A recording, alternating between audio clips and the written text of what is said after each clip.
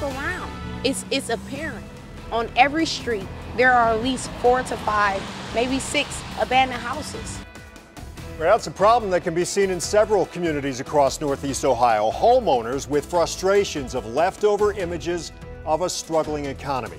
Abandoned homes continue to plague our neighborhoods, and with the push to get rid of them comes the money factor. And according to a new report, the average cost for demolitions went up 66% in just over 2 years around Cuyahoga County.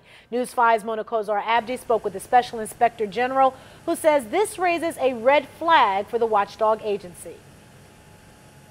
Danita, I'm on East 72nd, one of the many streets across Cuyahoga County where the remnants of the housing crisis are still visible. Just check out this house behind me, boarded up and abandoned. But now the Special Inspector General is questioning whether federal funds allocated to demolish these eyesores are being fraudulently used. Walking around Taylor Road, the presence of abandoned homes casts a shadow over the neighborhood. It doesn't stop. Every street is like this. And this resident, who goes by Timmy, tells us the poorly boarded up windows and doors attracts unwanted guests. If you look at any of these abandoned houses, why is there couches and beds in the backyard? In the last 2.5 years, the federal government has allocated money for demolition through their hardest hit fund.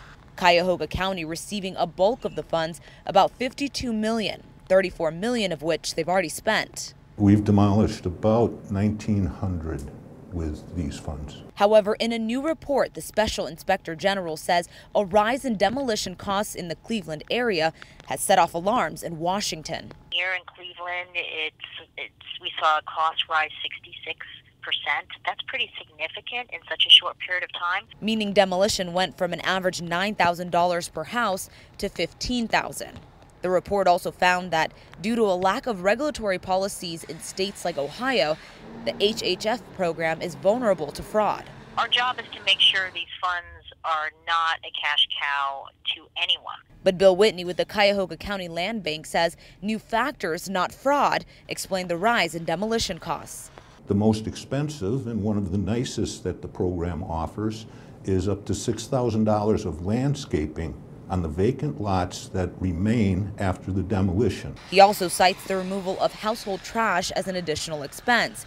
With all that accounted for, Whitney says the increase is really 11% or $800. With those factors incorporated, I think it's very good.